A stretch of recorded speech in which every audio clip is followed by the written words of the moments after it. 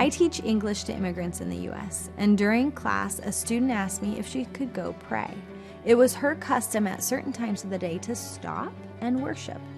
The concept felt both powerful and foreign to me because where I live, people keep God separate from work. We go to church on Sundays to pray and worship, but there's no cultural routine during the week to stop collectively and honor the Lord.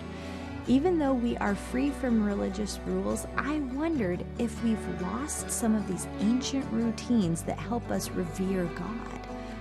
I was reading through the book of Acts and stopped at a simple passage.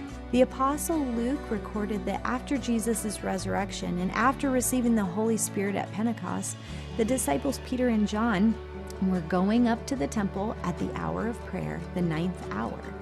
It struck me that although they were living in the freedom and power of post-Easter people like you and me, they still recognized the need to stay in daily routine of connection with God. So, what are your daily routines that would allow time for God?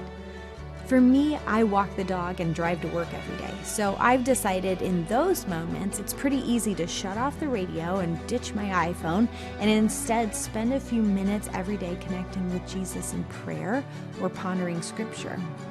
I've found these little shifts to turn ordinary moments into worship are powerful. They remind me that I'm not alone in my day, but I have God with me at all times.